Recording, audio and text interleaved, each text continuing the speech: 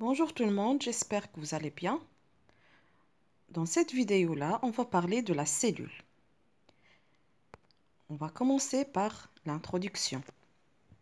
Malgré la grande diversité des êtres vivants, que ce soit les animaux, les végétaux, les bactéries, ils sont tous constitués d'unités structurelles appelées cellules. Donc, comment observer et étudier la cellule et quels sont les constituants de la cellule? Définissons tout d'abord la cellule. La cellule, c'est l'unité de structure et de vie de tous les êtres vivants. Donc, comme vous pouvez le constater, cette girafe-là est constituée de plusieurs pièces de Lego. Donc, chaque pièce de Lego représente une cellule. Mais, bien sûr, on ne peut pas voir les cellules à l'œil nu, mais seulement un exemple pour comprendre qu'est-ce que c'est qu'une cellule. Donc, c'est l'unité de structure des êtres vivants, que ce soit les animaux, les végétaux ou les micro-organismes. On va commencer par l'observation des cellules végétales d'oignons. Pour cela, on va prendre un lambeau d'épiderme d'un oignon rouge. On va le déposer sur une lame avec une goutte d'eau et des gouttes d'un colorant. Puis on couvre le tout à l'aide d'une lamelle et on passe pour faire l'observation des cellules de l'oignon.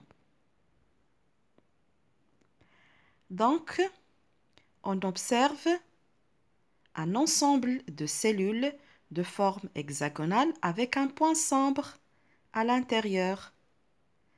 Ce point sombre n'est que le noyau. Donc, comme vous pouvez le constater, la cellule végétale est constituée d'une paroi externe qu'on appelle la paroi cellulosique.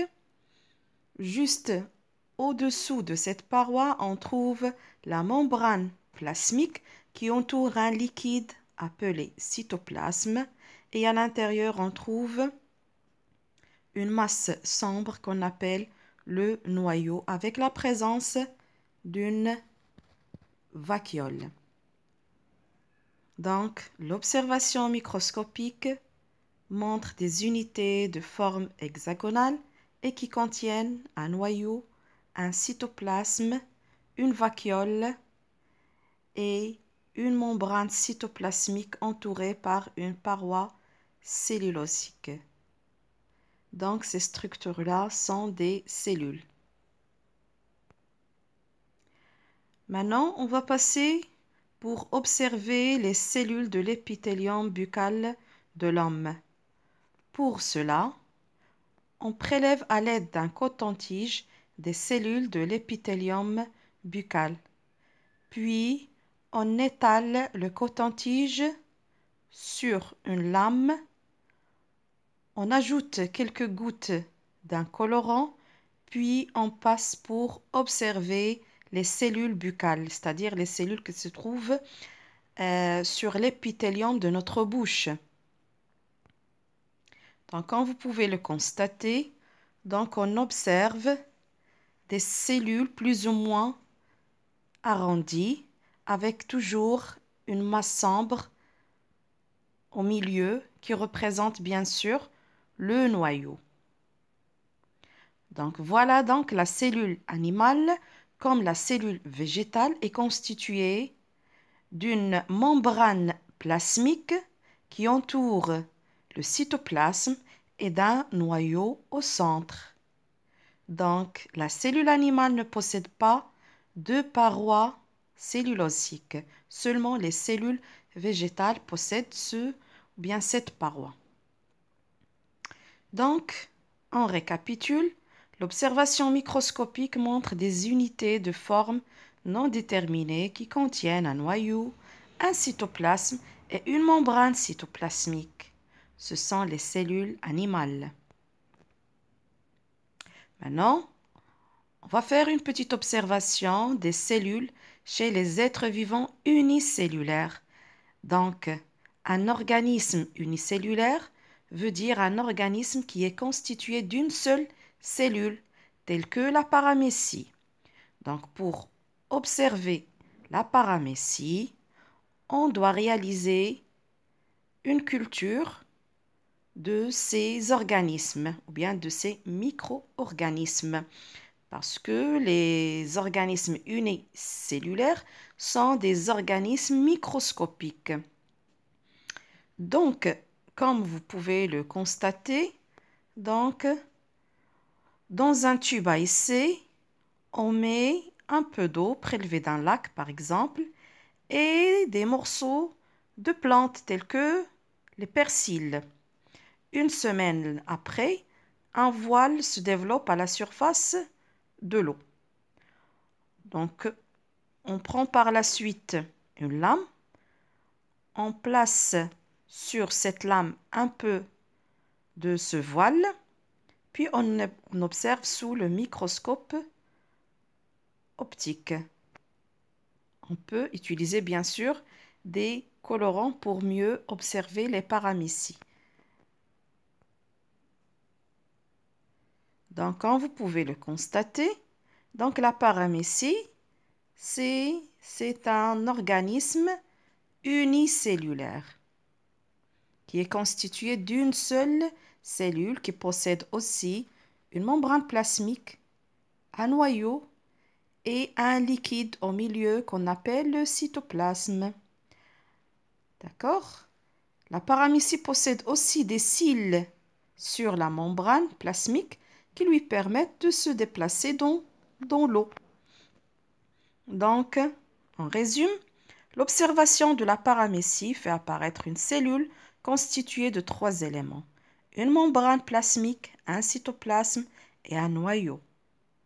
La paramécie possède aussi des cils vibratiles fixés sur la membrane qui lui permettent de se déplacer dans l'eau.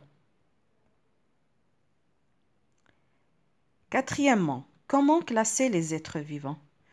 Selon le nombre des cellules qui constituent l'organisme d'un être vivant, on distingue les organismes pluricellulaires tels que l'oignon. On a déjà vu que un petit fragment d'oignon est constitué de plusieurs cellules. Donc on dit que l'oignon est un être vivant pluricellulaire. De même pour la grenouille. Aussi, donc la grenouille est constituée de plusieurs cellules. Donc, la grenouille est un organisme pluricellulaire, contrairement à la paramécie, qui est constituée d'une seule cellule. Donc, la paramécie est un organisme unicellulaire. Donc, on distingue 2 types d'organismes. Il y a les organismes pluricellulaires et les organismes unicellulaires.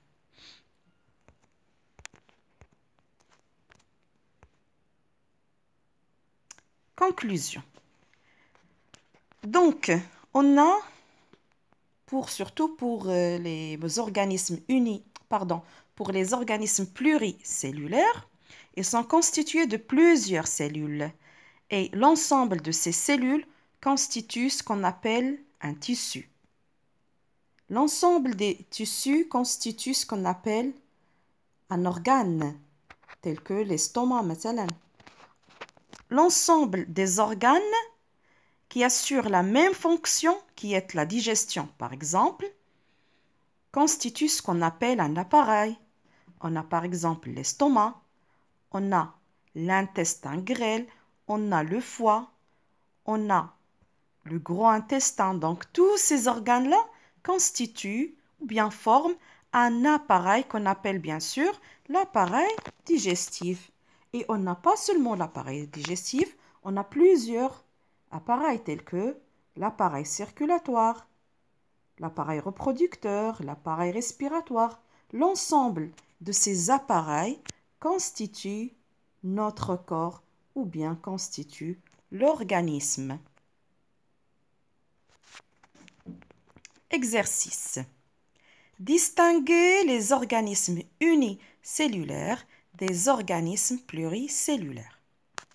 Donc, on a le tigre, on a un poisson, on a le glène, on a l'amibe et on a un arbre. Donc, on va faire une petite observation. Donc, pour les organismes qu'on puisse voir à l'œil nu, donc, ce sont des organismes pluricellulaires. Alors que les organismes unicellulaires, on ne peut pas les voir à l'œil nu.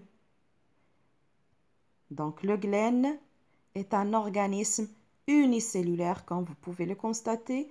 Il est constitué d'une seule cellule.